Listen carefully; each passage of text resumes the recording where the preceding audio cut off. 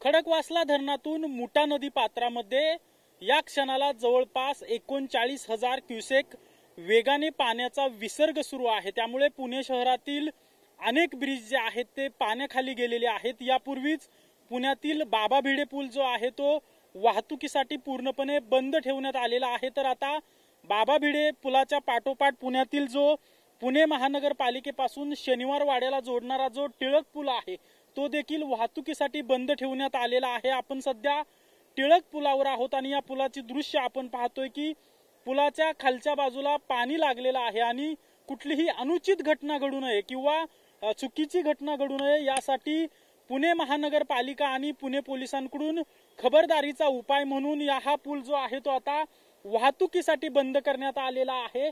दोन्ही बाजूनी बॅरिगेटिंग करून हा पूल बंद करण्यात आलेला आहे आणि पुणे महानगरपालिकेच्या कर्मचाऱ्यांकडून वारंवार या ठिकाणी नागरिकांना सतर्क केलं जातंय की हा पूल वाहतुकीसाठी बंद आहे, कुणीही वाहतुकीसाठी या पुलाचा वापर करू नये। खरं तर खडकवासला धरणामध्ये आता जे अपडेट आलेले आहे त्यानुसार 96% पाणीसाठा आहे आणि त्यामुळे हा पाणीसाठा कमी करण्यासाठी मुठा नदी पात्रात मोठ्या प्रमाणात विसर्ग करण्यात येतोय। खरं तर रात्री जर खडकवासला धरण परिसर आणि घाटमाथ्यावर मोठ्या प्रमाणात पाऊस पडला तर धरणामध्ये धरणाच्या पाणी पातळीत वाढ होणार आहे आणि हा विसर्ग वाढवला देखील जाऊ शकतो। त्यामुळे खबरदारीचा उपाय म्हणून महापालिका प्रशासन आणि पुणे पोलिसांनी आता टिळक पूल देखील वाहतुकीसाठी बंद केलेला आहे आणि नागरिकांनी देखील सतर्क राहण्याचा इशारा आता महापालिकेकडून दिला जातोय।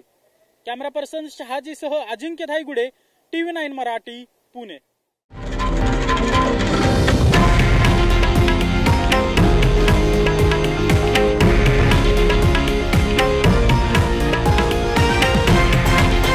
हे आहे देशातील नंबर 1 न्यूज नेटवर्क आणि आपण पाहत आहात TV9 मराठी, एकमेव।